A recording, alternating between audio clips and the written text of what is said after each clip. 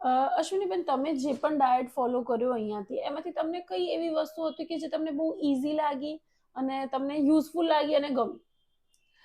પહેલા તો કેવું, સૌથી ઈઝી મને લાગ્યું કે નવા નવા મને તો ટેસ્ટ કરવા માંડ્યા. અચ્છા. હા, પહેલા આપણે નોર્મલી જે ઘરનું ખાતા હોય તે જ ખાતા હોય, પછી તમે બધા જ્યુસ એડ કરે. હા. હવે ડાયટ ના ફોલો કરતા હોય તો આપણને એવું જ્યુસ તો આપણે એડ ના જ કરીએ. હમ હમ નોર્મલી ચલો ભાઈ ચા થી શરૂઆત કરીએ ને હમ હમ હેવી બ્રેકફાસ્ટ ને પછી ખાવાનું ને હમ જે હમ નોર્મલી શાક રોટલી દાળ ભાત ને પછી એમ કે હું તો થોડું થોડુંક જ ખાઉં છું તો પણ મારું વેટ લોસ નથી થતું એવું હોય. હમ હમ પણ તમારા સાથે જે ડાયટિંગનું જે તમે મને પ્લાન આપ્યો તેનામાં કેવું કોથમીરનું જ્યુસ હતું બધું, એટલે મને ભાવતું જ હતું, એવું નહીં હતું કે હમ. મને નથી ભાવતું ને હું જેટલા નહીં પણ લઈ શકું. વેજીટેબલ જ્યુસીસ હતા યસ. એ તમને હા, ગમ્યા? હા. એન્ડ મને બહુ જ ગમતું હતું એમ, એટલે હમ મને વાંધો નહીં આવ્યો. અને પછી બપોરે બી કેવું કે શાક રોટલી આપણે ખાતા હોય છે તો રોટલીની જગ્યા પર તમે મને અલગ અલગ ઓટ્સની રોટલી છે હમ એવું હમ એટલે ચેન્જ કર્યું, હમ પણ હતું તો રોટલી શાક ને દાળ, એટલે એનાથી બી મારું પેટ ફૂલફિલ રહેતું હતું. હા. અને પછી બે ત્રણ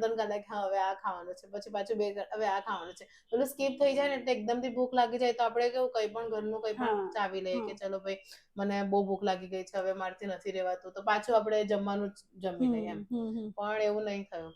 એટલે એક વસ્તુ એમ કે રૂટિનમાં રહ્યું ને આખો દિવસ પણ આપણે એનર્જેટિક ફીલ કરીએ એના લીધે જ. એકદમ હા. ઓવર ઇટિંગ થઈ જાય એટલે આપણે પછી એમ થાય કે હવે હમ. મારથી કંઈ કામ નહીં થશે એમ. અને બ્લોટિંગ થઈ જાય, તમને યસ. હેવીનેસ ફીલ થાય, હા. એ બધું થાય કરે. ને અચ્છા, તો તમને એ બધું યુઝફુલ લાગ્યું ને? યસ યસ, બહુ જ ગમ્યું મને. શું તમે પણ પોસ્ટ પ્રેગ્નન્સી વેટ લોસ માટે સ્ટ્રગલ કરી રહ્યા છો? તો remember, post pregnancy weight loss is possible. જો તમે પણ આવી કોઈ મધર છો જે બ્રેસ્ટ ફીડિંગ કરી રહ્યા છો અને પોસ્ટ પ્રેગ્નન્સી વેટ ગેઇન થયું છે, તો અમારા ક્લિનિક પર તમારા માટે પર્સનલાઇઝ ડાયટ પ્લાન અવેલેબલ છે.